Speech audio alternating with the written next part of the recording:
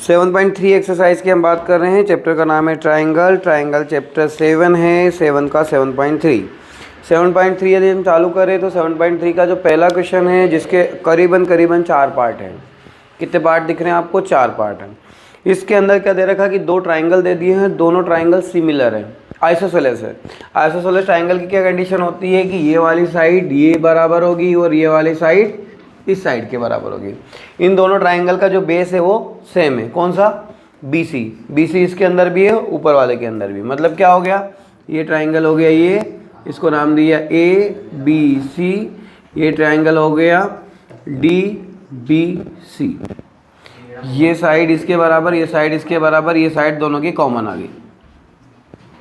Okay, तो पहली चीज बतानी कि ABD ट्राइंगल जो है वो ACD ट्राइंगल के कॉन्ग्रेंट है। तो इसको कॉन्ग्रेंट बताने के लिए पहले दोनों ट्राइंगल ले लो, एक तो ये ले लिया और एक ये ले लिया। कौन सा लिया? ABD। ABD कहाँ है? D ये वाला। दूसरा ACD, मतलब यहाँ कौन से ट्राइंगल की बात कर रहे हैं हम लोग? देखिएगा तो आपको अपने आप बात समझ में आ जाएगी। हमने लिया ऐसा है,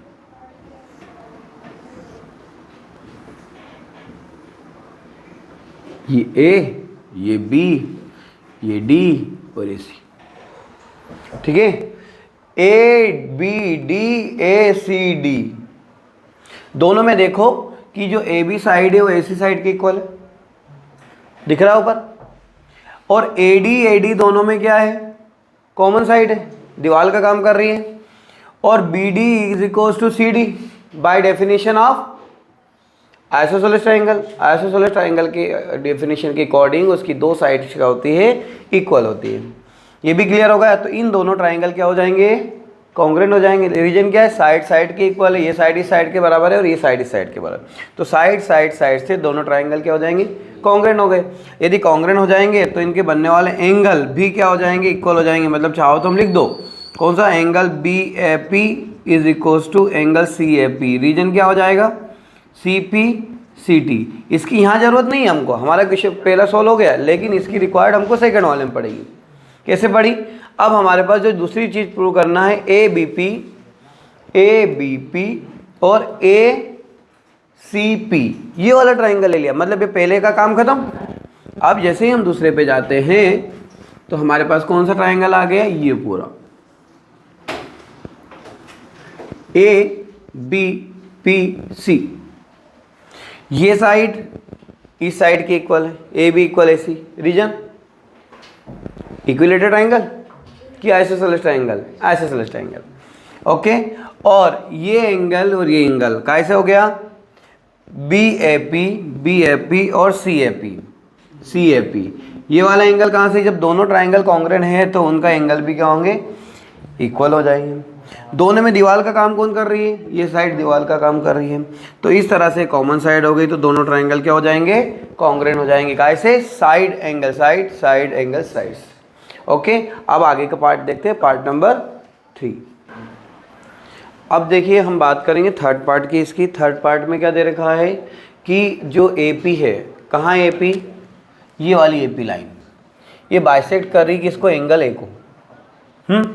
तो इसको प्रूव करने के लिए हमने क्या करा था? सेकंड पार्ट में भी प्रूव किया था कि दोनों triangle APB triangle ACP triangle के कॉन्ग्रेंट है। कॉन्ग्रेंट होगा तो CPCT से दोनों एंगल क्या हो जाएंगे? इक्वल हो जाएंगे। मतलब अपन ने क्या बता दिया कि ये वाला ट्राइंगल ये वाला ट्राइंगल क्या करा था? इक्वल बताया था इसे। इसे करा था हमने। ये A था, ये B था, ये P था, ये C था। और इन दोनों ट्राइंगल को, कौन से ट्राइंगल को? ABP को हमने कॉन्ग्रेंट बताया किसको? ACP के बताया था। तो उससे क्या हो जाएगा कि ये वाला एंगल कौन सा? BAP और एंगल CAP दोनों क्या हो गए थे? कॉन्ग्रेंट हो गए थे, इक्वल हो गए थे। मतलब ये वाला एंगल और ये वाला एंगल दोनों क्या हो गए? बराबर हो गए। जब दो एंगल बराबर हो गए मतलब ये क्या हुआ? एंगल बाइसेक्टर हो गया। यदि ये एंगल बाइसेक्टर हो गया तो हमने क्या बता दिया कि AP जो है वो एंगल बाइसेक्टर है किसका? BAP और CAP का। क्लियर? अब आते हैं हम लोग, ये तो पहली चीज हो गई। अब आपने को ये बताना कि वो ऑल्सो एंगल बाइसेक्टर किसका है? डी का भी है, डी का मतलब ये नीचे वाला यहाँ आएगा। तो इसको कैसे बताएंगे, हमारे पास दो ट्राइंगल, कौन सा, D B P D C P, इन दोनों में देखो ये साइड इसके बराबर हो गई, डीपी डीपी कॉमन हो गई, और बीपी इक्वल सीपी। अपन ने क्या करा, यदि दो ट्राइंगल जो कॉन्ग्रेंट होते हैं तो ये साइड भी क्या होती है, इक्वल होती है। तो इन तीनों चीज़ों से देखते हैं कि ये एंगल किसके बराबर हो जाएगा, डी के बराबर है। तो ए पी भी क्या हो जाएगा, एंगल बाइसेक्टर हो जाएगा, किसका, ए का, मतलब ये भी ए का भी होगा और यहाँ पे किसका होगा, एंगल डी होगा, क्योंकि ये तो यहाँ था, यहाँ किसका एंगल बाइसेक्टर हो गया, डी का, क्योंकि वो एक ही लाइन पर थे। ठीक है, ये चीज़ हमने प्रूव की। अब फोर्थ पार्ट में क्या दे रखा है, उसमें ये बताना है कि यदि जो एपी है, कौन सा, एपी, वो परपेंडिकुलर है किसके ऊपर, बीसी के, मतलब ये जो एपी लाइन है वो परपेंडिकुलर है किसके ऊपर, बीसी के, ये आपको बताना है। पहले हम बना लेते हैं फिर से, ताकि आपको रफली अच्छा दिखेगा। आपका जो अगला क्वेश्चन है उसमें यूँ बोल दिया उसने कि ए से पी जो है वो परपेंडिकुलर है, क्या है, मतलब 90 डिग्री होगा किसके ऊपर, बीसी पर। ये प्रूव करने के लिए दो चीज़ हमने बात करी थी कि ए बी पी और ए सी पी दोनों कॉन्ग्रेंट है, तो ये वाला एंगल और ये वाला एंगल, इधर वाला एंगल और इधर वाला एंगल दोनों क्या होंगे, इक्वल होंगे सी पी सी डी से। साथ में ये डिस्टेंस और ये डिस्टेंस क्या हो गई, इक्वल हो गई, बराबर साइड होगी। अब ये हो गया, तो आप क्या करेंगे, इधर वाले एंगल को इस वाले एंगल को इस वाले एंगल को प्लस कर दो, तो क्या हो जाएगी, ये क्या है, स्ट्रेट लाइन है, तो उन दोनों एंगल का सम कितना हो जाएगा। लेकिन हम बता चुके हैं सी पी सी डी से कि ये वाला एंगल और ये वाला एंगल इक्वल है, तो जहाँ पर ए बी पी सी है उसकी जगह ए बी सी लिख दे तो क्या दिक्कत, ए पी सी लिख दिया, ए पी सी और A P C double A P C equal 180, 2 से इसको काटा कितने बार कटेगा, 90 बार। तो यहाँ से A P C B is equals to A P C, दोनों कितने हो जाएंगे, 90 डिग्री। जब एंगल 90 डिग्री का होगा तो वहाँ पर बनने वाला एंगल कितने क्या होगा, राइट ट्राइंगल होगा, और राइट ट्राइंगल हुआ मतलब 90 डिग्री होना, और 90 डिग्री होना मतलब किसी भी चीज़ के ऊपर परपेंडिकुलर होना। ओके, तो इस तरह से ये चीज़ परपेंडिकुलर हो गई, और हमारा जो पहला क्वेश्चन था जो बहुत बड़ा था वो कंप्लीट होता है। नेक्स्ट देखते हैं क्वेश्चन नंबर 2। हम बात कर रहे हैं क्वेश्चन नंबर सेकंड की। क्वेश्चन नंबर सेकंड के अंदर एक ट्राइंगल है ABCD, जो एक आइसोसेलेस ट्राइंगल है, और आइसोसेलेस ट्राइंगल है तो क्या होगा, दो साइड है इक्वल होगी। ये इसका क्या है, एल्टीट्यूड का काम कर रहा है, एल्टीट्यूड है मतलब यहाँ पर बनने वाला एंगल कितने डिग्री का है, 90 डिग्री का। ये भी हमारे क्वेश्चन में गिवन है, angle D is equal to 90। ठीक है, अब हमको पहले बताना है कि एडी जो है बाइसेक्टर है किसका, बीसी का।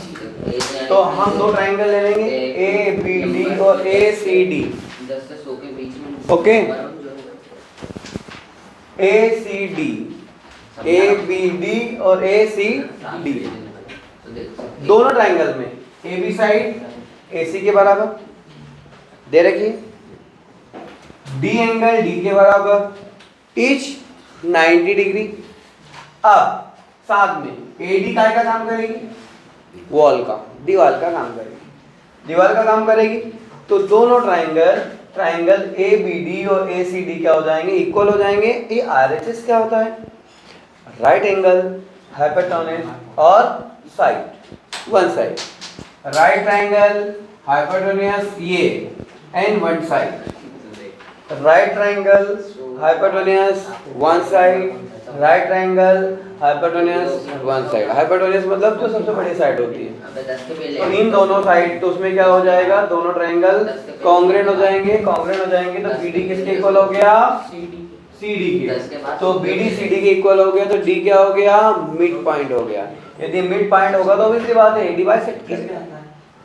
अभी भी एडी बाइसेक्ट करेगा और दोनों ट्राइंगल कॉन्ग्रेंट है, तो सीपी सीडी से क्या हो जाएगा, एडी किसको बाइसेक्ट करेगा, एंगल ए को भी, है ना। ये वाला सेकंड पार्ट नॉर्मल हो जाएगा। ओके, नेक्स्ट देखते हैं। हम बात कर रहे हैं नेक्स्ट क्वेश्चन नंबर 3 की।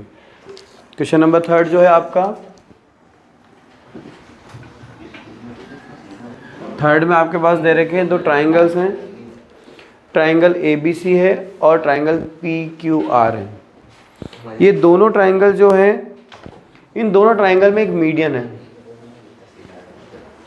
AM मीडियन है, PNB मीडियन है। मीडियन क्या करती है, किसी भी साइड को दो पार्ट में डिवाइड करती है। अब ये मीडियन है तो ऑब्वियसली बात है कि जो BM होगा वो किसका हाफ होगा, BC का।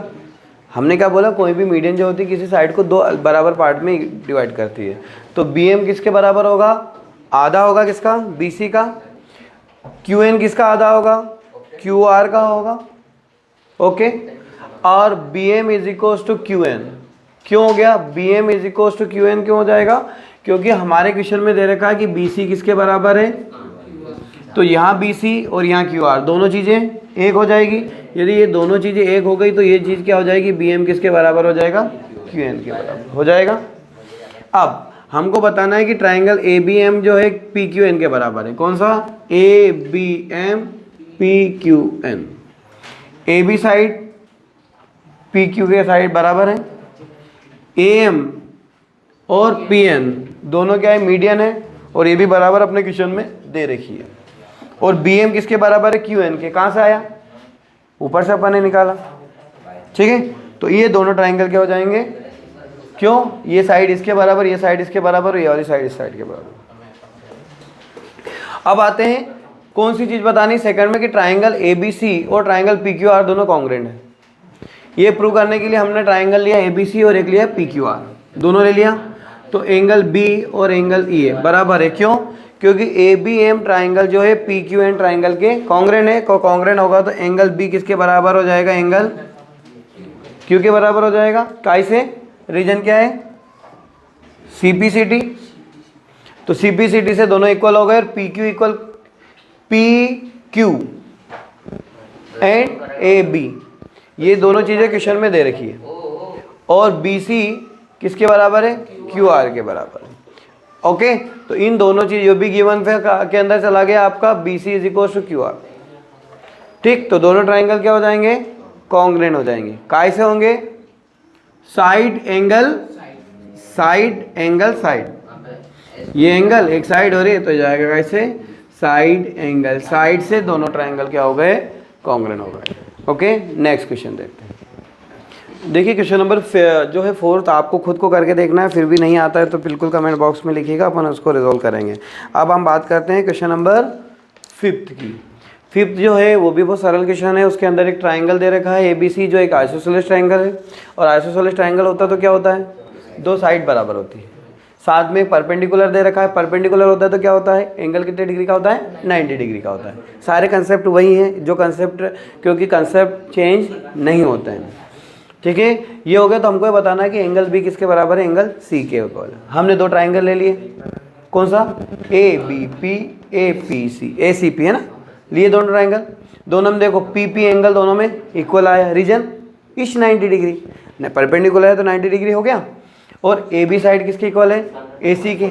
गिवन क्या, गिवन आइसोसेलेस ट्राइंगल, और आइसोसेलेस ट्राइंगल होता है तो दोनों साइड्स क्या होती है, इक्वल होती है। और AP काय का काम करेगी, दोनों में वॉल का काम करेगी, है ना।